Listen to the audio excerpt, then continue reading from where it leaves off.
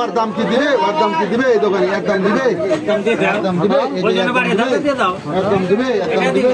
আলাদা তো, আলাদা তো, ঠিক আমার বোটা। মোস্তাক ভাই ওজন আছে তো, ওজন আছে তো, ওজন দাও দাও দাও দাও। 1 কেজি 500 মাছ লেখেন, 1 কেজি 500।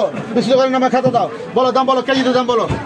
দেবো 700 দিয়ে কেজি দেবো, 700, 710, 720, 730, 740, 750, 750, 800, 1000 টাকা মাছ ওরকম করলে হবে।